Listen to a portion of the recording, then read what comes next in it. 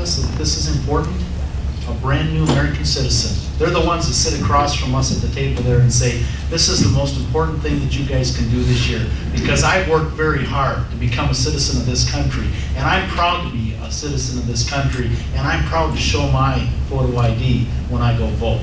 And when you listen to those people talk about how important it was to become an American, to become a citizen, and to have that right to vote, you look at other countries across the world where they dip their finger or they get a mark on their forehead or whatever they do, and how important it is for a lot of these third world countries that are just starting to get that right to vote.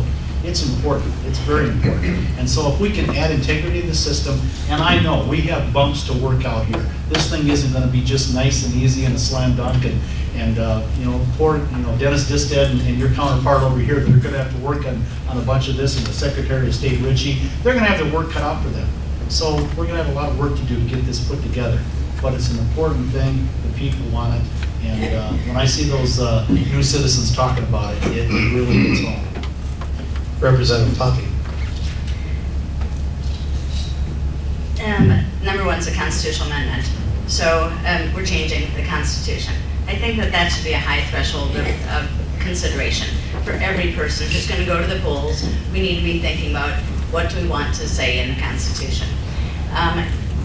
Do we have problems with integrity? We don't have problems with people who are going to the polls and saying, I'm somebody else and I want to vote as somebody else. We might have some people who are felons that shouldn't be voting. We might have some people that, for whatever reason, there might be some issues along those lines. It's not as severe as people want us to believe it is. 80 to 90% may think that this is an easy thing and it's not going to impact them. But I'm thinking about my 92-year-old aunt who hasn't driven for 60 years. She doesn't have a photo ID. She doesn't rent DVDs. She doesn't, she doesn't go to the motel. She doesn't, have to show her ID for things. She's going to have to now show an ID to be able to vote. I have a recently graduating college student. He may stay in Moorhead. He may move to Austin. He may move to Minneapolis. I'm not sure where he's going to land. He is going to need to have a photo voter ID that's going to be designated where he's going to reside.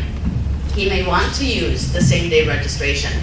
I just think that we, as a state, we have a strong voter system.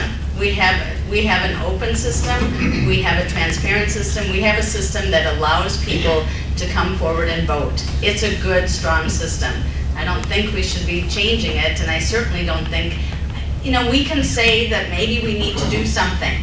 The Secretary of State is saying, let's use electronic poll books. Let's say that, okay, if you're coming here, we can have something that can prove you are who you are. Let's look at whatever other ideas there might be out there. To change the Constitution, I think, is too severe of a process to go through in order to solve what may or may not exist. Senator Parry. Well, thank you very much. I'll go back to its integrity. We use photo IDs for just about everything we do now. You can't go to the bank without one. You can't open up an account. You have your driver's license. I get what folks are talking about, but even Representative Poppy says we have a strong voter system. We have integrity in it. What's wrong with making it better? What's wrong with bringing comfort to some of those that believe there is a big problem? There might be, there might not be. But what's wrong with making it better? It's just another tool in the toolkit that we have given to every agency in the state of Minnesota this last year and this year. We've given them tools, and that might be the analytic tools, that might be private partnerships, private and public partnerships. It's another tool in the toolkit. And if that's what it takes, we should offer that. And so I think it's a good thing. And I think the citizens of the state of Minnesota believe it is a good thing as well. Senator Sparks. Thank you. And obviously, you can see this is a very important issue. It's on the ballot now, so to talk about it's a little bit late. But anyway, I'll just say too that I think, as a general rule, having to show an ID when you vote is not a huge issue. But having said that, I think if we're going to start making changes to the Constitution like this, then there's no reason for us to go to St. Paul.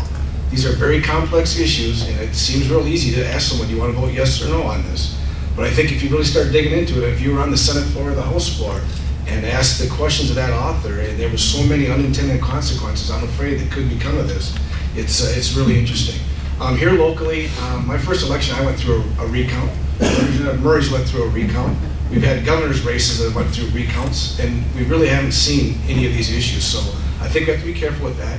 Also, as we've heard from our cities and counties, they're really worried about some of these unfunded mandates. We talk about all the time, especially in the business community, trying to take those away. Well, they've already said there's going to be a cost to local units of government having to provide a guaranteed free ID to every person in the state of Minnesota. So I don't know, obviously we'll have to take a look at it. I think anytime we start changing the Constitution, we have to be careful. I know that Missouri had a similar issue that was on the ballot, and the courts had thrown that out. So I think we're going to hear a lot about it. I think that, you know, it's a big issue that I don't know whether or not we should change the Constitution in that fashion. All right, for our next question, we'll change things up. We'll start with the Senate side, and Senator Sparks will give you the first chance at the question. We hear an awful lot about mandates and the effect that they have on local government budgets. Lists of these mandates have been compiled and submitted from a variety of sources, and everyone seems to agree that we could do with less. Still, the issue seems to be getting little attention in the legislature. Why, and when will the state get serious about removing unnecessary mandates on local government?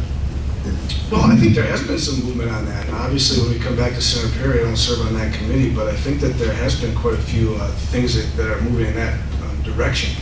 Our local units, like you said, if we're going to try to work together or do more with less, we need to be very aware of that. You know, obviously, they've seen some real challenges with their local government aid being reduced, and some could argue that that leads to property tax increases. In fact, we've seen property taxes locally on the rise lately, so I think that's important.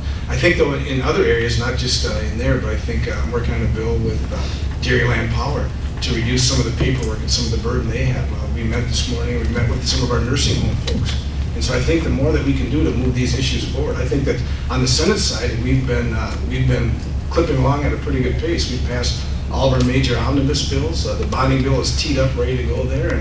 And so I would say that there has been some movement in that direction. We probably will see some of those hopefully become law yet this year. The big piece, obviously, was the environmental permitting thing. So far today, that's been probably one of the best things that we've done to try to shrink that, make sure that those permits are, that process is sped up so that our businesses can compete. Certainly here with our proximity to Iowa. And Senator Parry.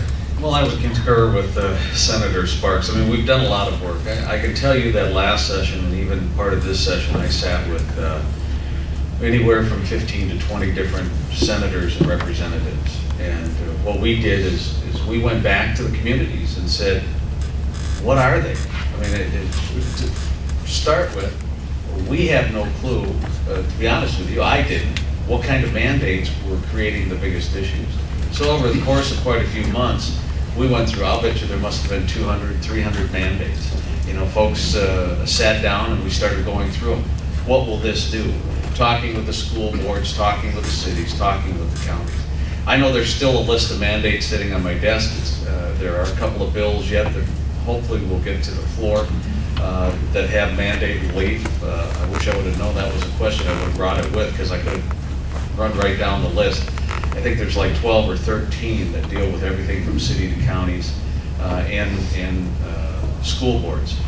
The other thing, you know, I think, which we did last year, I think is huge and can be moving forward, and that's the sales tax that cities and counties have to pay.